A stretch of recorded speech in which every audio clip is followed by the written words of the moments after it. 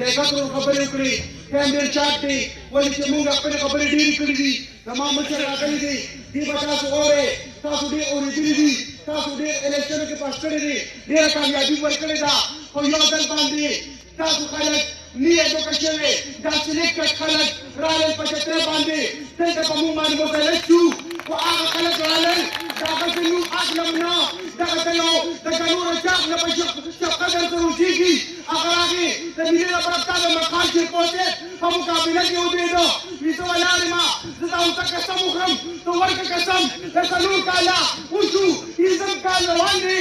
تا په دې څلور پنځه کاله کې د خټانو د ګلابات یو تصنیف ته دې زده کړو زما مشر دومره عمر ته ورسېدو خو دومره راته ویل چې دا نه خلک کوم غمناک دي نو دا به پېژني د ده بچي به پېژني د ده مشران به پېژني او د دې کلي یو یو کوڅه به پېژني او پته به ورته لګي چې ما دلته کوم کارونه کړي دي دلته ډېر ورو خبرې وکړې چې ما د سکول ملي رپرتا د مقام چې پوه جوړ کړی دی ما د کالج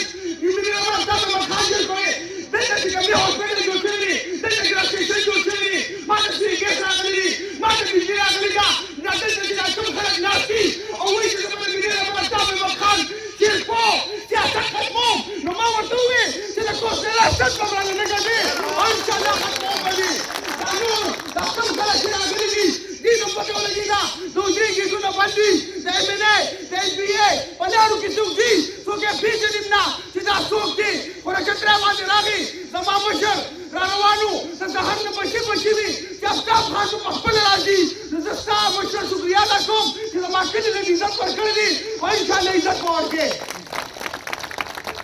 ملګرو په ژوند ډېر څه دي خو انشاءالله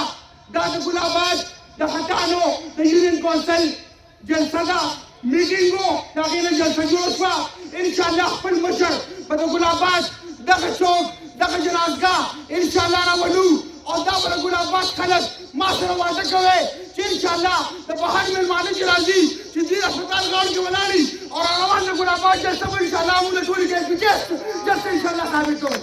ډېره مهرباني ملګري چا لري چې راکړي بیچاره ټیم کم دی